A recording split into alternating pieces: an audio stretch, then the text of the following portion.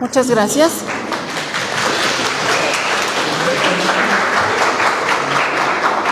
Gracias, alumnos de diferentes generaciones, un gusto recibirles. Nuevamente nuestro agradecimiento a las autoridades del instituto que nos permiten hacer uso de estas instalaciones, siempre con fines académicos. Entonces, de lo que he preparado, pues yo con todo gusto, con el propósito de que ustedes se lleven elementos que permitan que sigan construyendo en su formación profesional. Entonces, los voy a recibir con esta pregunta. Ay, no da, ¿le das? Cuando nos describimos, generalmente decimos un gran listado de rasgos particulares que nos hacen que seamos reconocidos, pero la pregunta sería, ¿y tú dentro de esos rasgos integras lo que sería la conducta agresiva? En este momento no vamos a pasar a preguntarles qué opinas, pero sí para que te vaya haciendo una reflexión particular. Si sí lo haces, porque sí lo hacemos, ¿de qué forma lo haces? ¿Sale? Entonces, esto es importante porque si nosotros queremos irnos profundizando hacia la esencia y contenido de este conversatorio, que va a ser interactivo, ustedes se pueden preguntar ¿por qué hacemos esta mesa de diálogo? Pues bueno, resulta que dentro de la cátedra nosotros los docentes vamos encontrando muchas áreas de oportunidad para poder trabajar con ustedes, porque muchos de ustedes están viviendo en ambientes violentos, pero no los han identificado. Entonces, cada vez que sucede que encontramos, para nosotros se convierte en un compromiso que se redobla, se refuerza, y seguimos preparándonos para que ustedes sigan llevándose información que ahorita está necesitando socialmente nuestro país. Y hablando de nuestro país, nosotros, si viéramos un panorama medioambiental dentro del ambiente sociocultural en el que estamos como país, pues miren, vamos a encontrar noticias como estas, noticias que de diferentes fuentes fidedignas. Por ejemplo, aquí pues es la UNAM, es una casa de estudios a nivel Latinoamérica con su reconocimiento correspondiente, y también pues algunos otros tenemos estudios que permiten revisar tendencias que tenemos como país. Si nosotros nos preguntáramos ¿cómo nos ven otros países? Pues he escuchado que nos dicen es un país de narcos, es un país donde se pueden hacer cosas que en otros países no se puede porque hay mayor vigilancia. Entonces miren ustedes, vamos a empezar a hablar ¿por qué se hacen marchas aquí en nuestro país? Hay diferentes temas, diferentes razones y diferente dolor emocional. Entonces, en esta revisión panorámica de cómo están las circunstancias en nuestro país, no porque vivamos en una zona geográfica de una plusvalía alta, se queda exento de todo el contenido en el que hoy estamos enfocando este conversatorio, donde ustedes van a poder participar. Eso es en zonas como Polanco, pero pues también acá en Tláhuac es la misma conducta. Y de ahí, pues bueno, nosotros nos hacemos una pregunta. Tenemos que identificar cuáles son las dependencias de gobierno que también participan en darnos datos reales, o si se puede, lo más aproximado, para que nosotros tengamos ese sustento de trabajo académico para seguir formando profesionales del área de las ciencias sociales o del área de la salud, ¿sale? Entonces, pues aquí me gustaría mucho saber qué opinas. Generación 44 va a estar apoyando en este primer momento. Adelante, chicos, del 1 al 10, ¿cómo quedamos?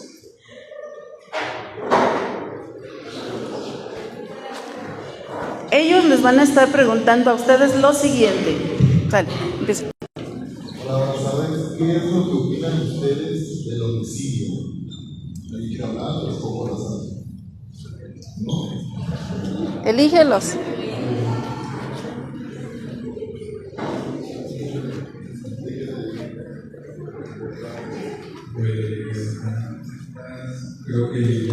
está un poco normalizado en nuestra sociedad, pero se tiene que buscar maneras de tenerlo. Gracias. Pues, no sé qué decir. ¿Alguien más que preguntar algo?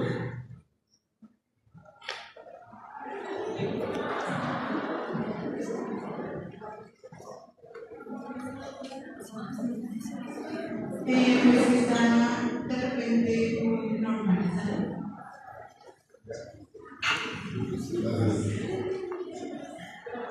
Listo, siguiente. Yo les quiero preguntar qué opinan sobre el abuso sexual. ¿Vale? En la siguiente te mueves por allá y agarras a los de por allá. ¿Vale? No les preguntes, tú dales el micrófono. Dos personas nada más. Una vez camino y Exactamente, te vas ubicando. Pues es una problemática que se tiene mucho en México y me gustaría que se erradicara, pero pues lamentablemente no creo que se pueda.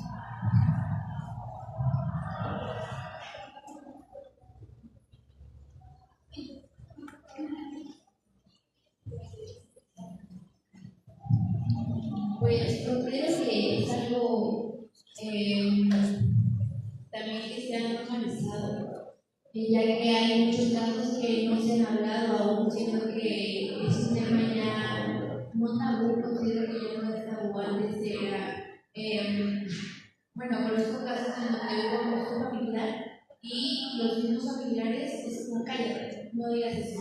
Entonces ya no es de esa manera en la mayoría, pero sigue siendo algo como sin resolver siempre por parte del gobierno, por parte incluso de nosotros mismos, porque muchas veces no lo hablamos.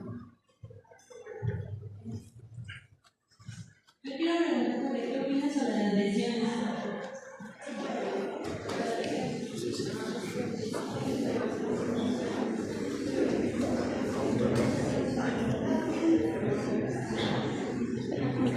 Está bien. Te vienes así, como te mueves de aquel lado. Yo creo que está mal, ¿no? Porque desde ciertos personas que la mujer, pues es un estigma que tenemos en esta sociedad. Entonces, actualmente, una lesión ya entra, podría ser injusticia para la mujer. Pues, aparte de todo, ya hay. No sé cómo decirlo, y ya está penado por el gobierno. Entonces, es algo muy feo.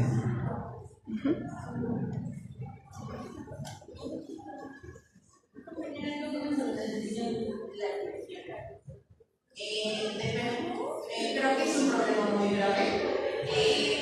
Antes, pues lógicamente, había mucha problemática para hablar sobre ello, pero últimamente, pues ya todas las personas están más informadas de ello y a lo mejor buscan cierta ayuda para tratar este tipo de cosas. Compañera, ¿para ti qué es el acoso?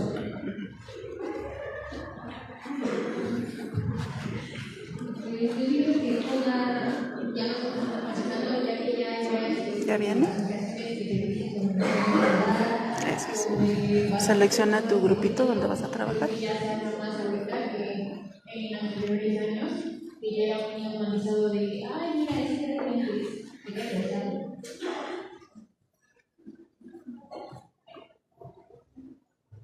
Dos personas nada más. Algo que le puedas añadir a lo que dijo la compañera.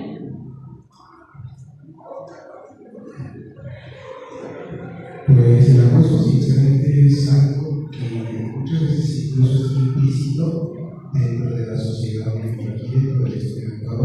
Nosotros, por ejemplo, nosotros en bachillerato, no malinterpretamos, podemos decir, es que yo vivo así con ella y con eso todo estamos acosando a una persona. Y no nos damos cuenta porque la otra persona no nos pone límites y nosotros somos inconscientes y no logramos poner ese límite al punto de agredir, lesionar todo lo que anteriormente mencionaron y vamos a hacer únicamente por juegos y pues no damos cuenta.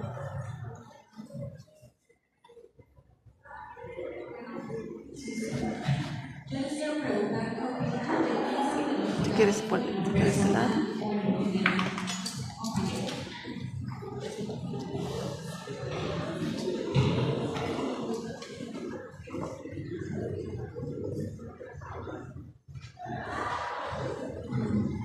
Yo opino que esto es más que nada algo más personal para una persona, ¿no? En este caso, digamos que una mujer es estudiada por otra, ¿no? Entonces ya entra la intención que hay de esa persona para bloquear las propias intenciones de la otra persona. ¿Alguien más quiere dar su opinión?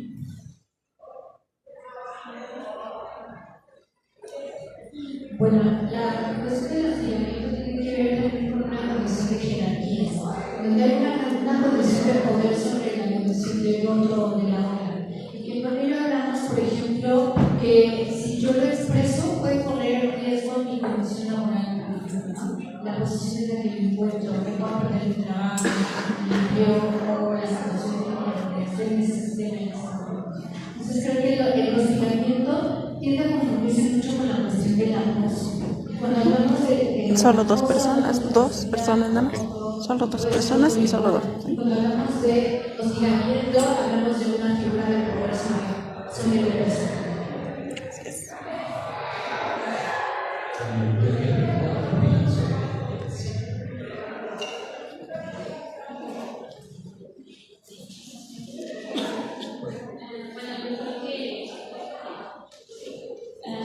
Yo creo que es un tema que apenas se está abriendo cada vez más y que debe ser un tema serio de hablar.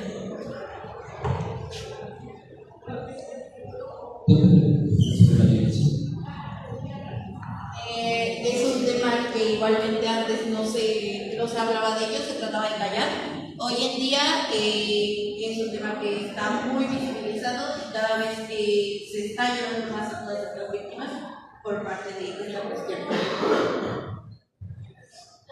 Yo les quiero preguntar sobre la violencia familiar. ¿Qué es lo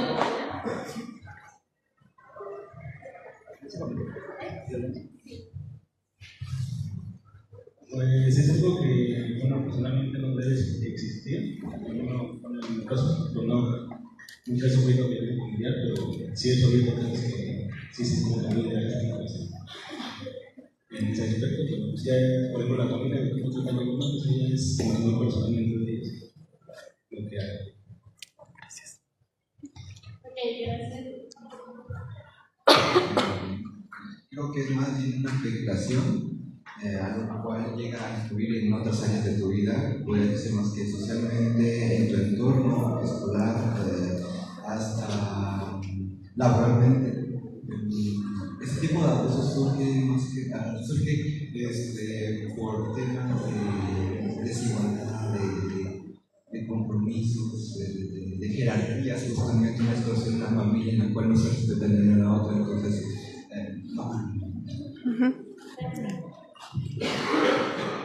Hola, yo les voy a preguntar sobre la trata de personas, que es una problemática que siempre existe en México, y quiero opiniones, vivencias o otro tipo de cosas.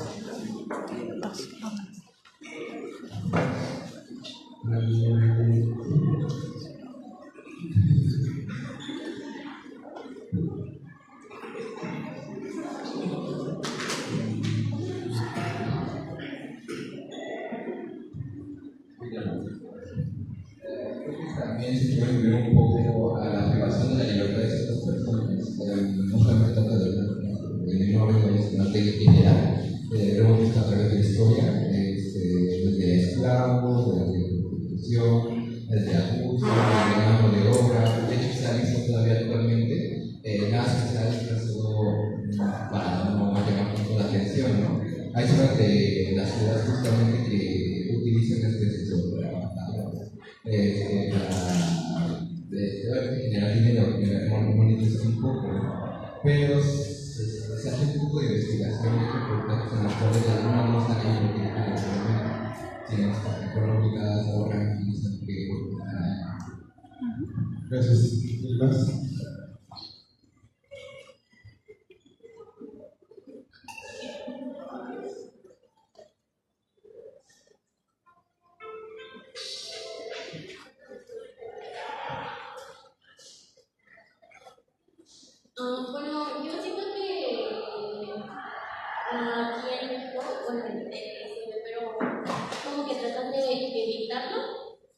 hay muchos casos en que bueno, pues no saben elegir y no hacen nada igual a la persona. Bueno, ahora yo les voy a cuestionar cuál es su opinión de acuerdo a otros delitos en trato por ahí en Google, pues.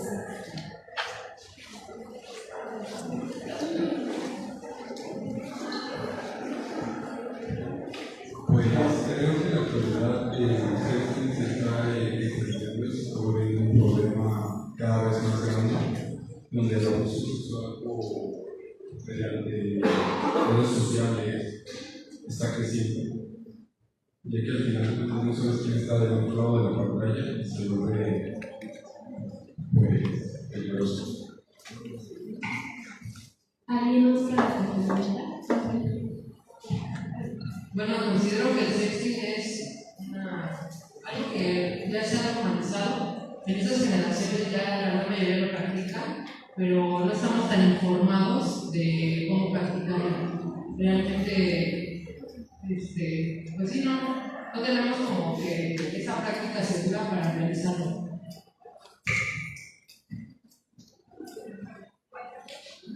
Quiero que me den su opinión sobre la delincuencia. Gracias.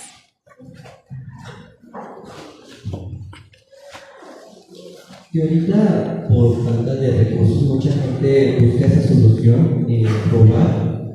Y creo que a falta de recursos es como una manera de generar recursos robando este tipo de delitos.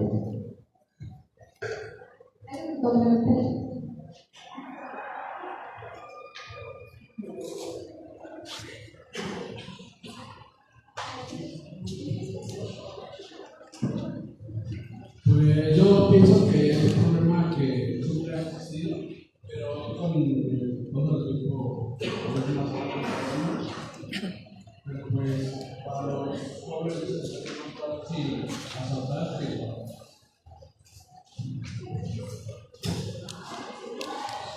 Bien, chicos, gracias. Con todas estas aportaciones, si nosotros las recogiéramos, les pido que lo hagamos y que la coloquemos en lo que sería este panorama del medio ambiente en el cual vivimos, en el cual nos desarrollamos, y este panorama medioambiental que está dentro de tus casas, alrededor de ellas, en todas las comunidades donde tú te mueves, a su vez pertenecen a un ambiente que sería el sociocultural. Bien lo decían ustedes, comentaron mucho que se ha normalizado, es común, ¿sale? Entonces veamos cómo por esta sensación o visión de normalización, a veces nos vamos a la hipernormalización, que es donde sabemos que están mal muchas cosas, pero seguimos viviendo en ese medio ambiente sin hacer nada.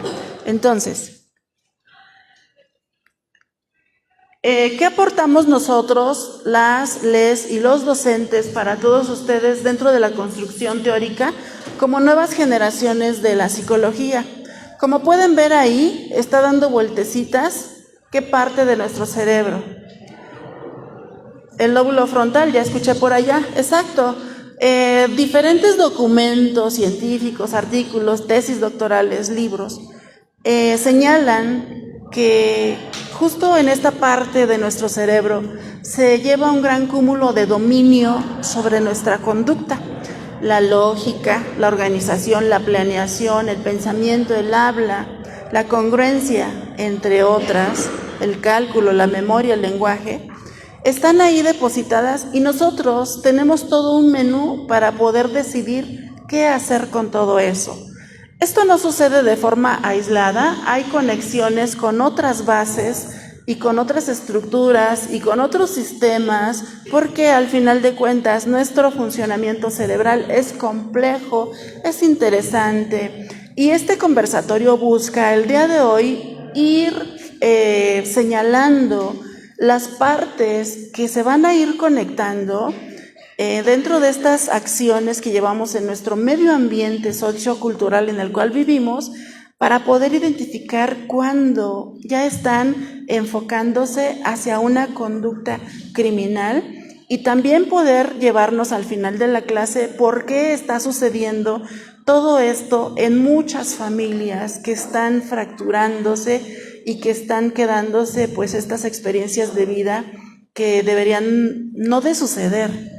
Entonces veamos qué podemos hacer también nosotros al final. Bueno, con esta pregunta, hay una de las estructuras fisiológicas que hacen funcionar nuestro sistema nervioso es esta área denominada fusiforme. ¿Qué es lo que hace? Brevemente, es muy extenso lo que hace, pero al final lo que necesitamos es que procesa toda esa información visual.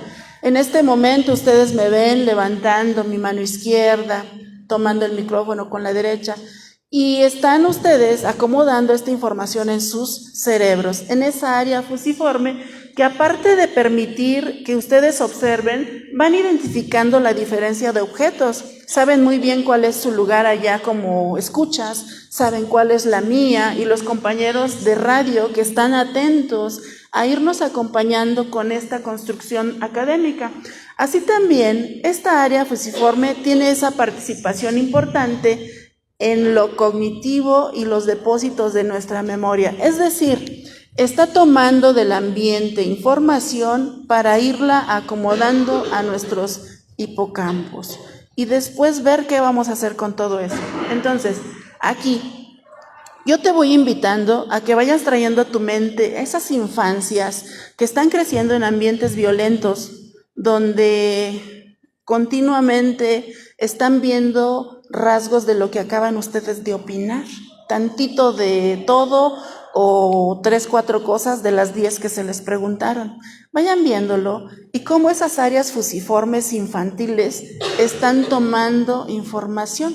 Y si tomamos en cuenta que están en un proceso de desarrollo en el cual pues todo lo aprenden y todo lo memorizan, pues ¿qué esperamos después? Bueno, con todo esto vamos a ver otra de las estructuras neurofisiológicas que participan en estas conductas que al final queremos terminar como de analizar. Está el área somatosensorial o homúnculo de Penfield, que también se les dice en las clases. Este nos permite procesar todas las sensaciones. Imagínense ustedes, acaban de hablar de violaciones, de abusos, y todo pasa a través de los sentidos para irse a depositar a estas 2 áreas que ya llevamos. Vayan viendo cómo las experiencias vividas van llevando o acarreando información a nuestros depósitos cerebrales y de qué forma se están acomodando.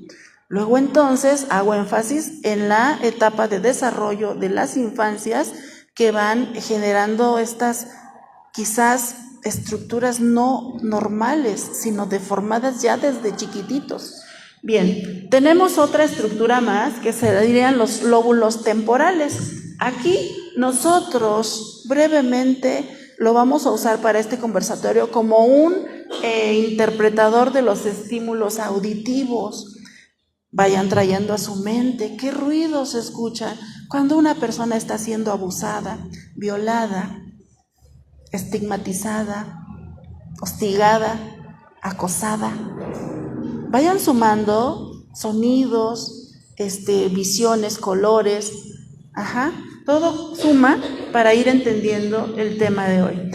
Tenemos los lóbulos parietales también, que en su conformación nos permiten tener esa percepción de nuestros cuerpos. ¿Por qué las personas recuerdan cuando sufren estas agresiones? Recuerdan cómo estaban acomodados, vestidos, etcétera.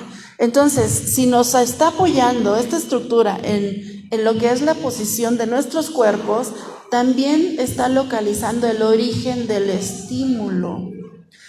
En las conductas infantiles puede verse el miedo y el tratar de esconderse tras un objeto, tras una persona, cuando está presente su agresor.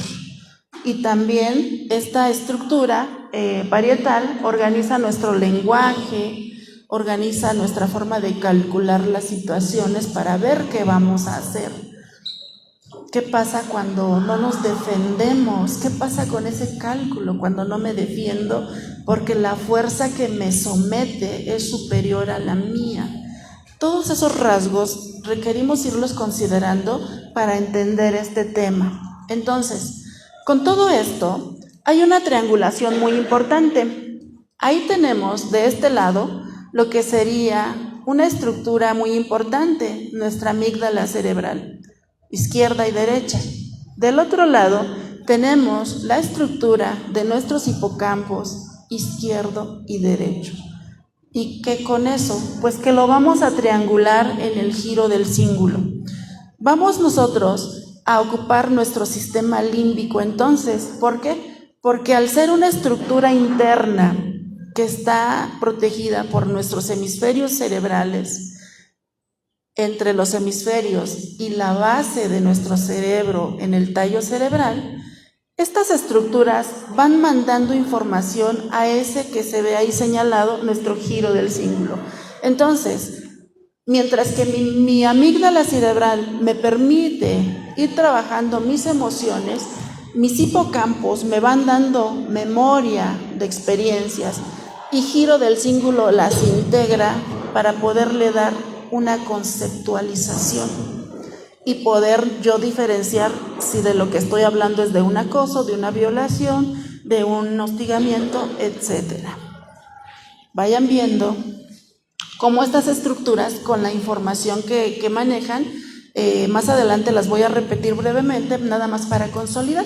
Entonces vamos viendo que los diferentes artículos científicos que revisé nos dicen que el miedo, al ser una emoción que funciona como un agente socializador, nos permite también tener precaución para las cosas que hacemos, como por ejemplo, vinieron acá porque son puntos extras, ¿no? Y si no vengo al conversatorio, esos puntos extras los pierdo y ya no saco 10. Entonces, ese miedo a su docente, porque sí se los aplica, ¿no? Es un ejemplo. Entonces, esta corteza prefrontal, que también la llaman órbito frontal, porque está arribita de mis fosas oculares, esta corteza también me permite ir tomando esas decisiones básicas que se basan en emoción y con todos los conceptos que les fui enlistando, como la congruencia, el lenguaje, el pensamiento, todas esas. Entonces, esta corteza no se va a activar ante estímulos desagradables de contenido moral. ¿Y qué quiere decir todo esto? Que nosotros, dependiendo del evento, donde haya una alta carga de emoción, es donde se activan, porque empieza a generarse el desencadenamiento de neurotransmisores, de hormonas, de enzimas, de iones, electrolitos, que van a armar esa información que se queda acá adentro. Quizás un poquito complejo ahorita, no se preocupen, vamos a hacer una demostración vivencial ahorita con otro grupo, pero algo que sí debemos de irnos quedando es que la unidad estructural y funcional que hace que todo esto se mueva en mi cráneo, a todo eso le vamos a llamar nuestra neurona. La unidad funcional de nuestro cerebro, la neurona. Y entonces aquí podemos ver una neurona normal. La van a encontrar en múltiples diapositivas de acceso libre en internet. Pero también tenemos una neurona anormal o patológica. Todavía no les presento cómo queda la neurona cuando ha sufrido agresión, cuando ha sufrido violencia, hostigamiento, estrés y más estrés. Esa todavía no se las presento. Vamos a darle brevemente la oportunidad. ¿Dónde está mi neurona estresada? Perdón. Vamos a ir primero con una demostración de la generación 36, que ya está lista con la pelota, ¿no? Y ellos les van a dar unas instrucciones. Es un ejercicio muy rapidito, vamos a participar todos, dejen sus cosas donde están. La maestría en psico-oncología te prepara de manera altamente profesional para cubrir las necesidades de cada paciente oncológico, aumentando la calidad de vida y hacer prevención de las posibles complicaciones y o psicosociales. Con 34 generaciones de egresados, el Instituto Mexicano de Psico-Oncología te ofrece un plan de estudios actualizado y adecuado a tus necesidades. Pide más información en Montevideo al 55 63 93 11 00 y Tlalpan al 55 63 93 20 00 o en Tláhuac al 55 68 19 20 00. O visita www.impo.org.mx.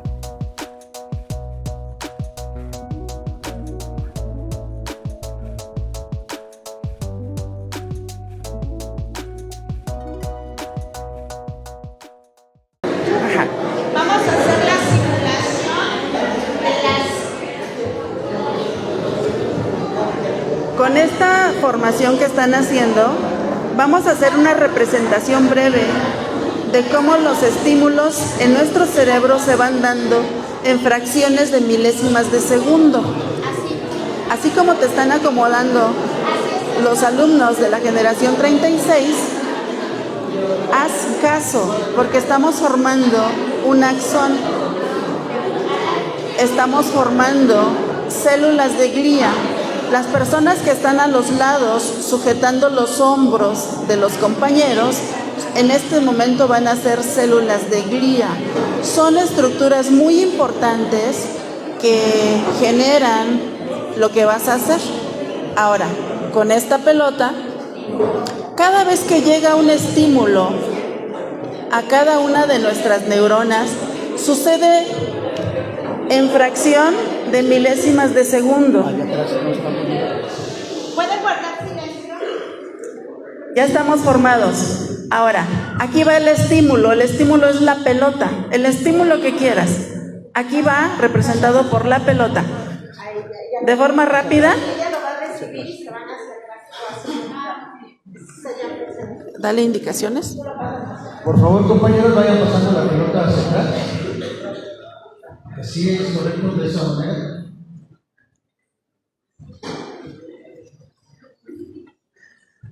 Y esa pelotita, ahí en la dirección que quieran, no hay problema, la cosa es que la sigan pasando. eso, muy bien. Y ustedes están representando la función que hacen los axones de nuestras neuronas. Van trasladando la información generada por un estímulo inicial. A eso se le llama potencial de acción. Y tiene sus momentos pico y sus momentos de declive. Así es. Con ese ejercicio, chicos, ustedes van a memorizar mejor lo que es el funcionamiento del axón y cómo las células de soporte, las células de glía, llamadas oligodendrocitos, ¿sí? Es un grupito de células que sostienen, refuerzan y permiten que esa conducción se vaya dando. Aunque ya la traen de regreso para acá la pelota, el estímulo siempre va en una sola dirección, no vuelve a regresar. ¿Por qué? Porque nuestro cerebro funciona estímulo tras estímulo, tras estímulo, tras estímulo, y gracias a eso vamos tomando diferentes decisiones. ¿Sale? Gracias. Esa fue toda la representación. Regresen a su lugar. Gracias. Regresen a su lugar. Muchas gracias.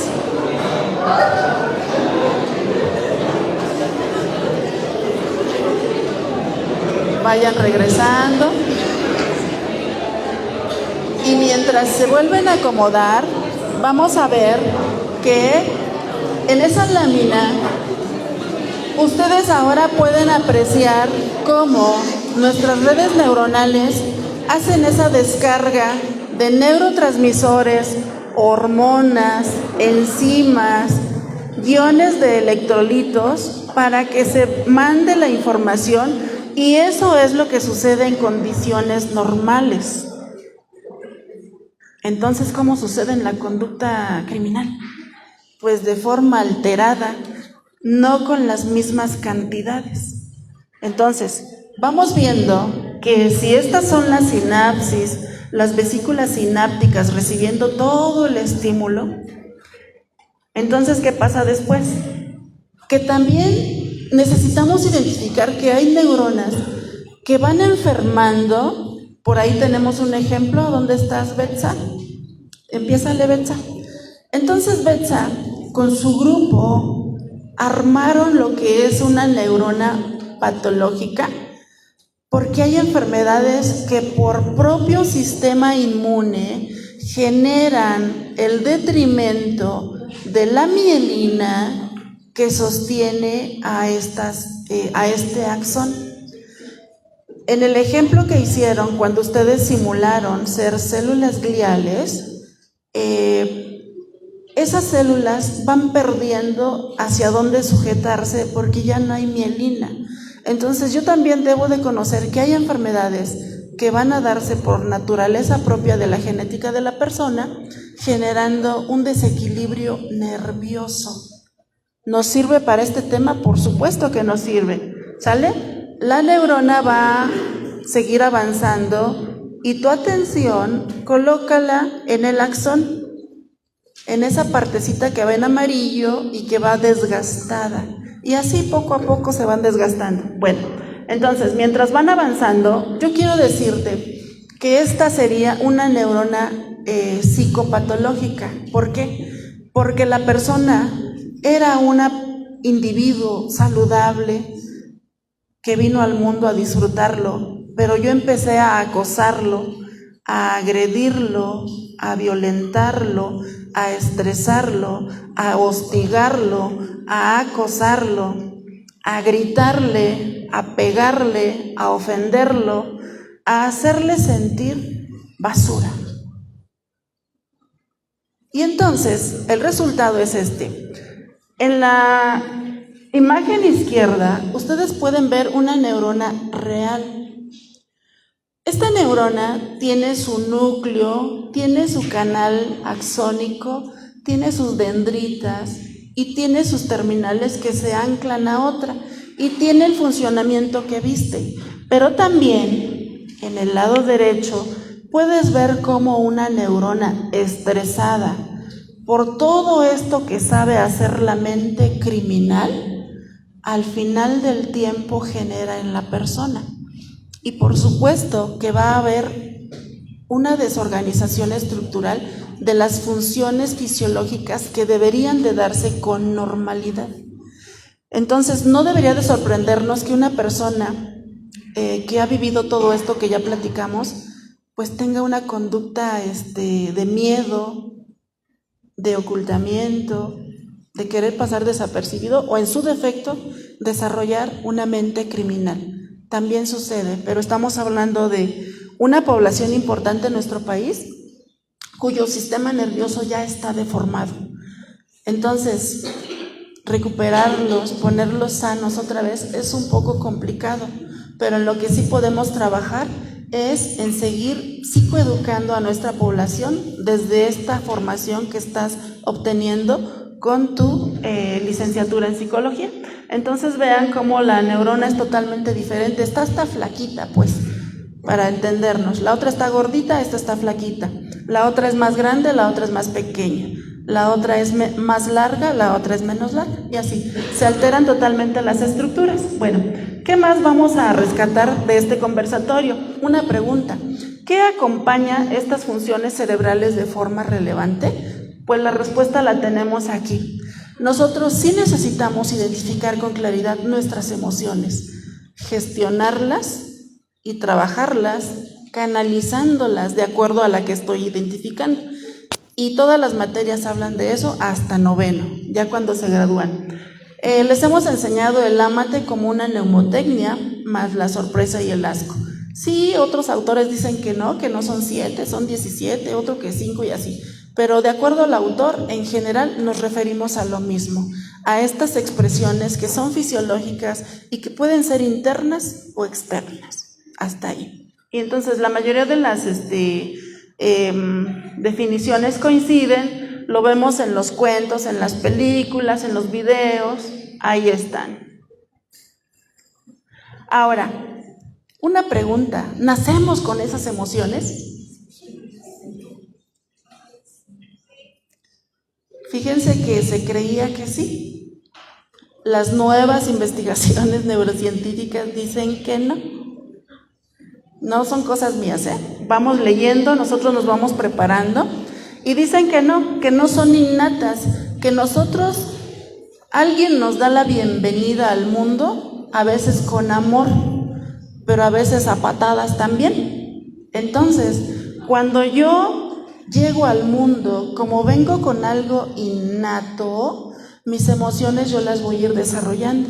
Eso dicen nuevos artículos de las neurociencias, y dicen también que no hay una única forma de expresar las emociones, porque todos nos enojamos y nos vemos de forma diferente, o nos vemos alegres de forma diferente, etcétera. Bueno, entonces vamos aportando esta información, y luego entonces las emociones, al ser sistemas complejos y flexibles que se van adaptando de acuerdo al contexto que vivimos, pues cómo estará esta personalidad con su carga emotiva en una familia donde hay rasgos de esto que les preguntaron los alumnos. ¿Cómo será? ¿Cómo piensas, Ana, que será ese ambiente, ese medio ambiente donde vive esa familia con varios de los rasgos que acaban de preguntarles los alumnos al inicio? Sí tendría que ver mucho, la parte social, bueno, donde nos desenvolvemos para demostrar cierto tipo de emociones. O sea, porque en la experiencia propia, tengo familia donde no se ha demostrado ese amor. O sea, bueno, sí, yo sé que se aman, ¿no? Pero su manera de demostrarlo y de expresarlo es muy distinta a la de donde yo me desenvuelvo. Entonces eso sí cambiaría, pues hasta los gestos, la manera de que ellos puedan entender que yo los amo, de manera es muy diferente a la de otras personas. Entonces ahí cambia mucho la estructura social. Gracias, Ana. Lo que decíamos, de forma diferente manifestamos la emoción, pero no hay un corte que diga que así debe de ser como dice Ana. Entonces, ¿tenemos esa libertad de expresión? Sí la tenemos. ¿Sale? Bien, gracias, Ana. Entonces, siguiendo con la información, en todo momento nuestras emociones están respondiendo a lo que serían nuestros sistemas biológicos. Dentro de nosotros está circulando ese grandioso sistema nervioso, esa inseparable sistema endocrino, esa inseparable sistema inmunológico, que vinculados los tres nos dan esta sensación de cómo me siento en este momento. Tiene que ver con todo esto y también con la cultura, cómo yo he aprendido a manifestar esa interacción de esas tres estructuras o sistemas. A veces lo aprendemos así. En ningún lado dice que así debería de ser. Entonces sí lo vamos aprendiendo. Entonces sí es innato, porque así me enseñaron y así les sigo, poniendo apodos, etiquetas, alterando el orden y más. Podemos convertir este conversatorio en otra temática. Entonces, vamos acotando ya, vamos saliendo ya de la actividad. Fíjense, infinidad de evidencias han apoyado la idea de que las funciones intelectuales superiores residen en nuestro lóbulo frontal. Eso, hasta el día de hoy, sigue siendo un hecho, un gran referente para poder entender la conducta. Luego, entonces, este sector de nuestro cerebro es el más humanizado. ¿Por qué? Porque es el único que nos diferencia de la conducta animal. Ahora, entonces, ¿qué personas se comportan como reptiles tratando de devorar al otro? Hay autores que hablan de que tenemos un cerebro reptiliano, por eso, de ahí viene. ¿Sale? Entonces ahora sí ya va para cada uno de ustedes. ¿De qué forma tu agresión ha rebasado hacia ser violento? Eso ya es una respuesta personal. ¿Qué puede entonces aportarnos conocer sobre las conductas sociópatas? Lo siguiente, nosotros necesitamos pensar y tratar de definir qué es lo que hizo que una persona esté violentando o alterando la dignidad completita de otra. ¿Qué es lo que la llevó? Lo aprendió, lo fue aprendiendo en el camino. Es lo que tienes que llevarte de este conversatorio para ver qué tanto tú estás haciendo al respecto, ya sea positivo o no. Si acaso no es positivo, hay forma de resarcir, ¿no? Todavía, porque pues estás aprendiendo con tus docentes. Entonces, ¿qué es lo que hace? Miren ustedes, dentro de nuestro país hay grandes referentes, pero uno que está muy destacado es la doctora Ostrowski. Tiene diferentes referentes académicos, un amplio currículum, y bueno, ella dentro de lo que nos aporta para formar psicólogos es que justamente cuando nosotros hablamos de esa violencia con la que trabaja el crimen organizado, la mente criminal, estamos hablando de personas que hipertrofiaron la agresión. Es decir, ¿todos somos agresivos? Sí, todos, absolutamente. Desde pelearnos por el último bolillo que está en la mesa hasta tirarnos al suelo y hasta que no salga sangre por ese bolillo, ya es violencia ahí, ¿sale? Entonces, si tenemos conciencia de que esto sucede, ¿podemos modificarlo? Sí podemos. Otro punto relevante que nos aporta ella es que la psicopatía se asocia siempre con un trastorno de personalidad.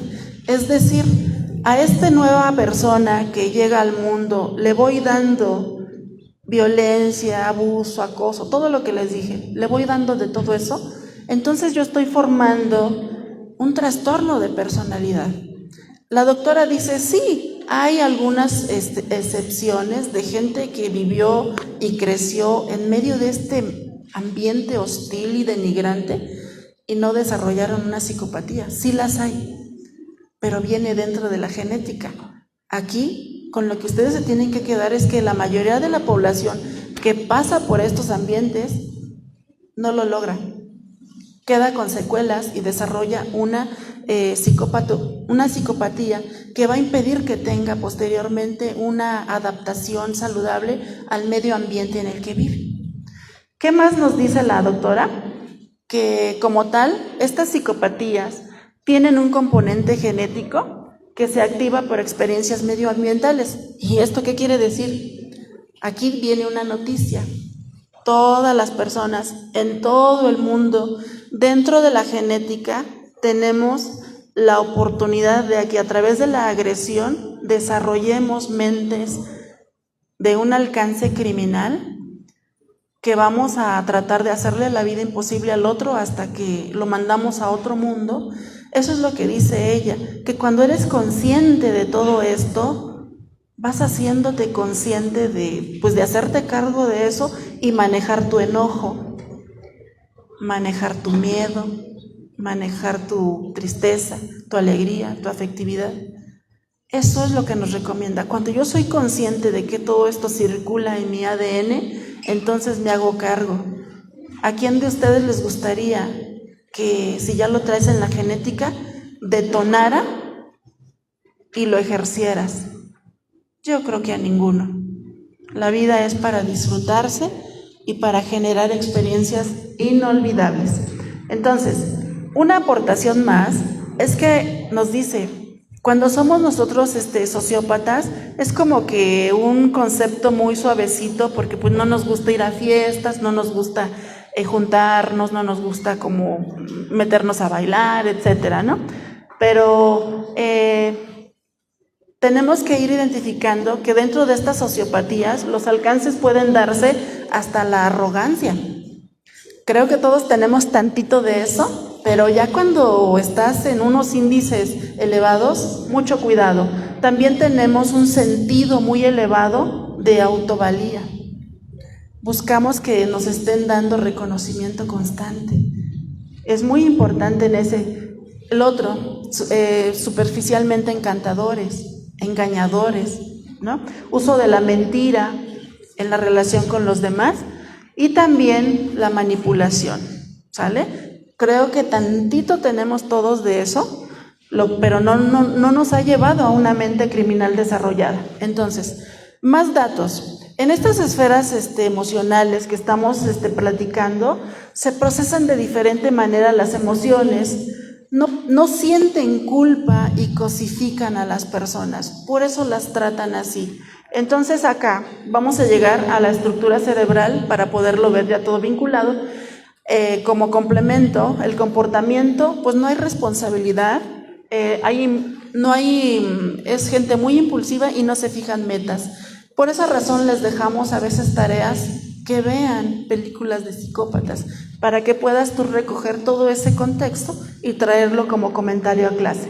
Entonces, finalizando, ¿qué información puede aportarnos para conocer sobre las conductas criminales? ¿Qué es aquello?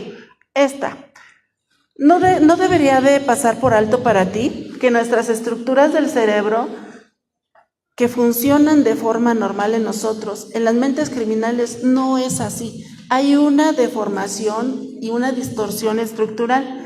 Entonces, como la amígdala para nosotros es generadora de miedo y tomar precauciones, en las mentes criminales no existe el miedo y por esa razón siguen y siguen y siguen con sus estrategias para generar lo que hacen.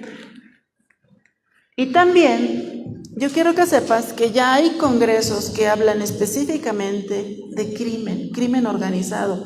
¿Por qué sucede? Y es ahí donde podemos nosotros aprender todas estas bases neurofisiológicas y neurobioquímicas para poder seguir entendiéndole a estos temas tan interesantes que son emergentes para el manejo de la paz en nuestro país. Entonces, las causas de la propensión a la violencia en miembros del crimen organizado ya existen en un estudio científico que se hizo en población mexicana. Y entonces, cuando tú escuchaste que agarraron al caníbal de Ecatepec, agarraron a la Mataviejitas, todos esos estudios ya los tenemos a la disposición para que ustedes que se están formando puedan ver cómo efectivamente la forma en la que han vivido, la forma en la que fueron bienvenidos a la vida o malvenidos, ¿verdad? Sí influye la infancia, sí influye el tipo de crianza, sí influye el estilo de vida y otras cosas. Sí influye la música que escuchan, sí influye pues algunas prácticas personales que algunos como, eso ya se sale de tono, mejor nos regresamos para acá. En estos estudios se ha identificado ya lo que son los perfiles y en forma de lista te dicen todo lo que puedes encontrar y especialmente temperamento y carácter, recordando que temperamento viene en mi genética y carácter yo lo voy adquiriendo del medio ambiente en el que me voy desarrollando.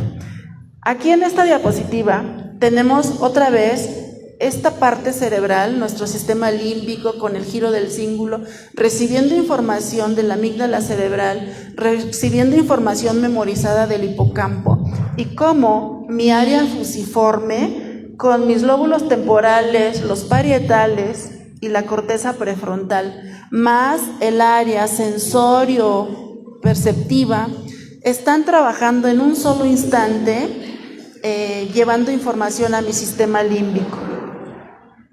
Ahí está sucediendo esa descarga de neurotransmisores que llevan la regulación de mi homeostasis celular,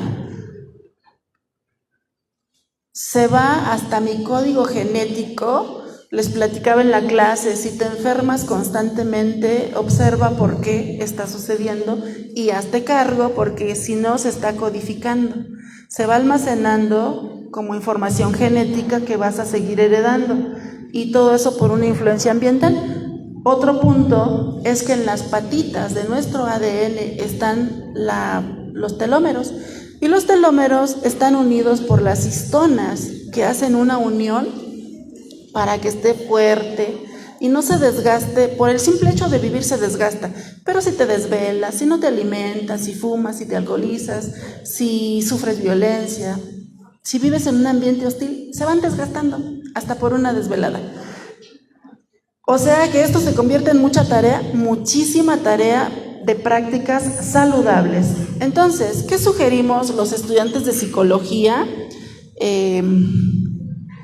Activar nuestro sistema límbico, y para eso pues las recomendaciones te la van a hacer los expertos que ya tomaron la clase. Es muy breve.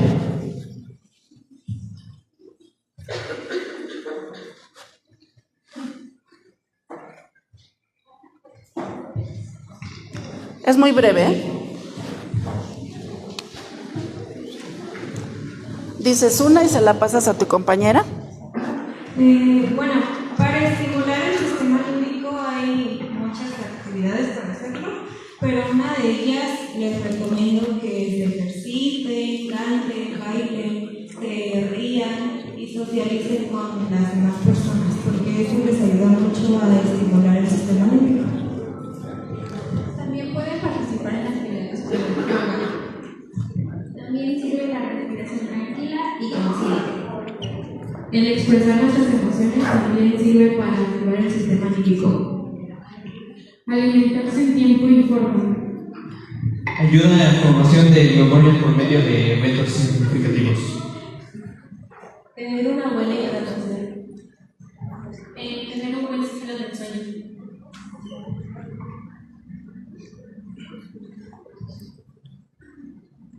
Ejercitar el cerebro.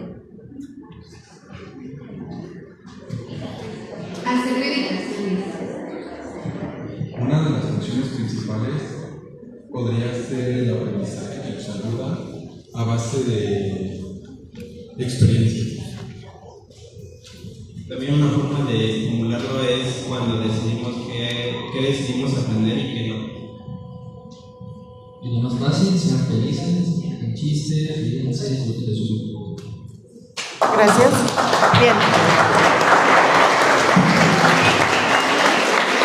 Y por esa razón, chicos, sus docentes, sabiendo que hay que estar activando estas funciones cerebrales que se vinculan en un solo instante para hacer que suceda toda la carga de neurotransmisores, hormonas, enzimas, iones, les ponemos a veces actividades como esa, ¿sale? Bailamos en el salón, hacemos actividades, exponen, hacemos el ridículo de una forma saludable, sabiendo que gozas de una función cerebral idónea para construirte una vida inolvidable. Apretaditos.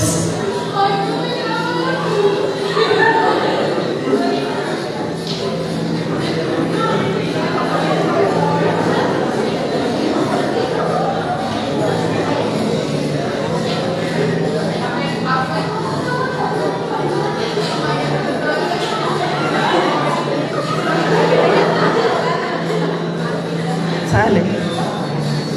Listo. Hacemos concursos, el que le falle se sale. Entonces todo en un ambiente amigable.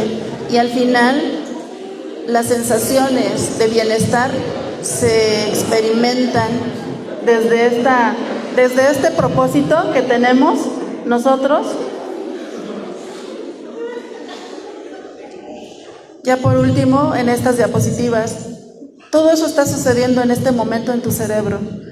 Algo cambió, algo sanó desde la posición informativa, desde la dinámica y desde todo el contenido con el enfoque que hoy le pusimos nombre. Cómo poder entender un poquito más del cerebro para entender las mentes criminales. Muchas gracias. Les agradezco mucho su presencia y a las autoridades.